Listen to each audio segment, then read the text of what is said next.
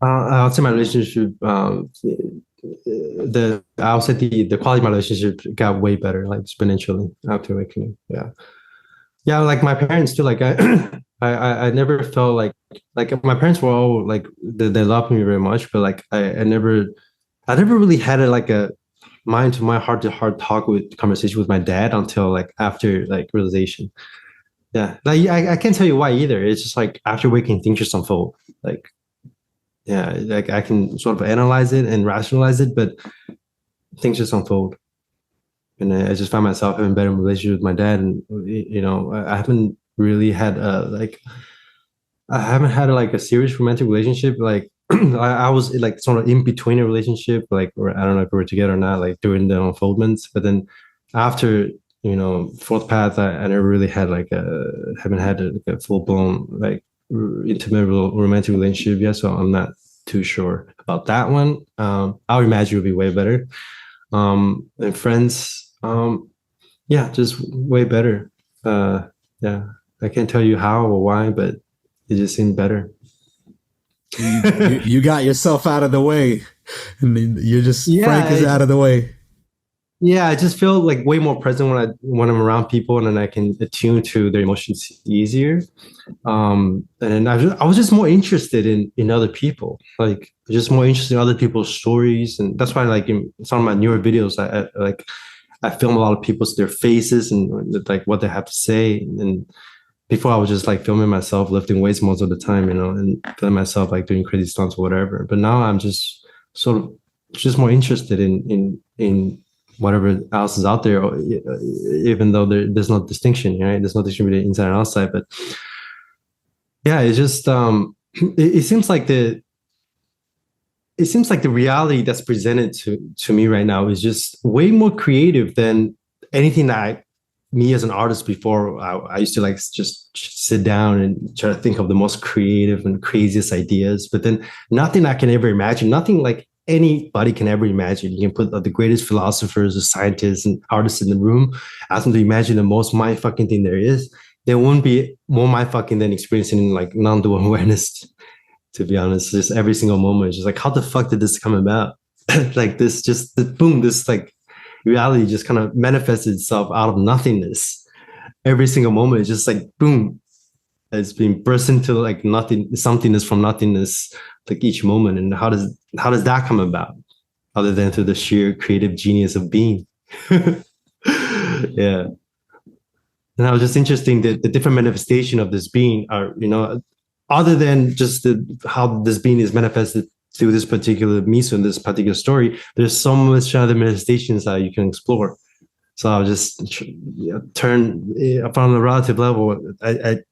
My creation has been sort of turned inside out or upside down in a sense. I started getting more interested in like what else is there besides Frankie. So I started getting more interested in people, and that led me to have better relationships as well. Yeah.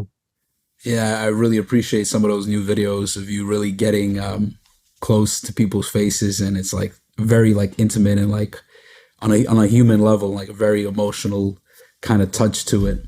I really appreciate those, and I think I heard you say that you were once addicted to sex. And I'm curious, how has awakening changed your relationship to sex? And does sexual desire still exist for you? The sexual desire has been reduced by about like 95%. Yeah, there's still some desire there in terms of like the desire for food and water. I think they're kind of the same thing. It's like really deep biological conditioning still exists, but there's no there's no craving for it. Yeah, like I could like not eat for a whole day, and if if the situation doesn't arise for me to eat, for example, if I'm just busy or if I just didn't have time or didn't have a chance to find food, I can just not eat for a day. That's because like the body can actually, this body's fine not be eating for a day. It's just the mind's craving that's causing most of our like quote unquote hunger and desire. Yeah. So when the conditions arise, whether through like, in terms of like sex and food, they arise and then there's no resistance to that. But I'll say like, yeah, just there's no craving and desire in a sense for sex, but then the body still have, under the right conditions, still have the drive to have sex. But then I would say I think I have less sex in the last like 2 years than I remember when I was doing my pickup phase. Like I had more sex in like a month or like 2 months than I did in the last like 2 years. Yeah.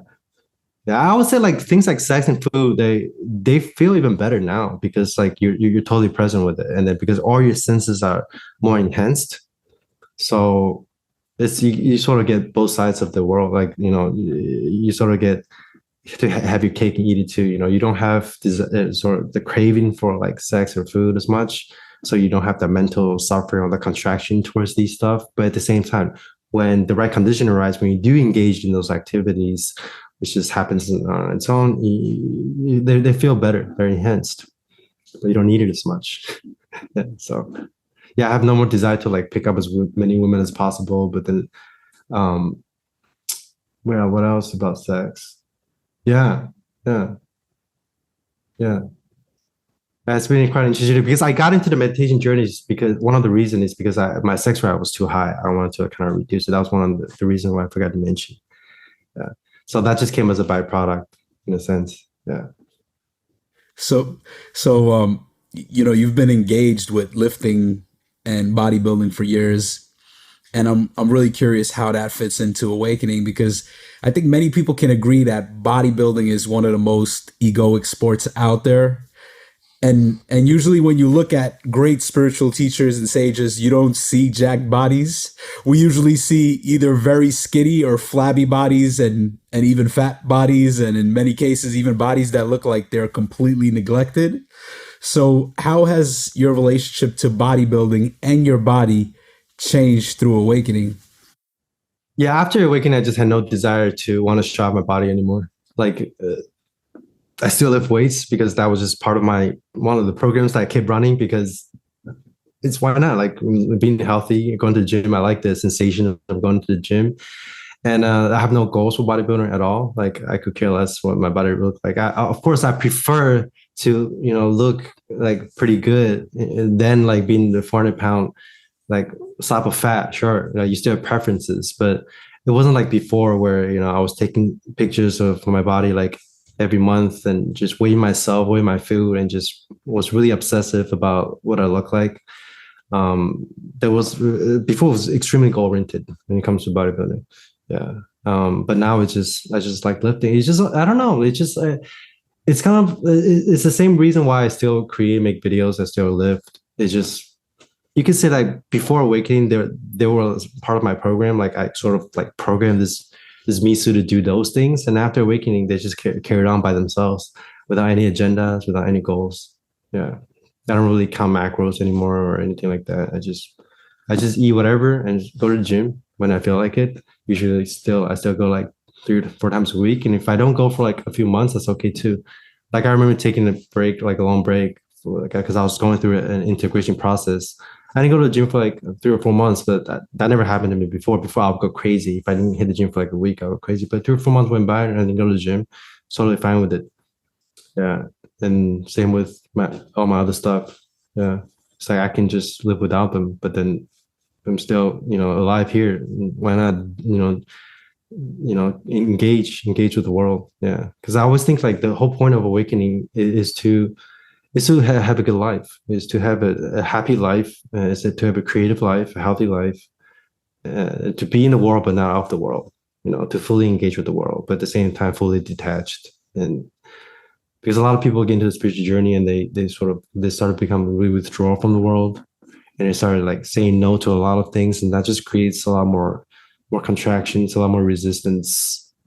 Yeah, and, the people get drunk on emptiness a lot and just. I mean, it's cool. You can definitely do that, but I choose to engage.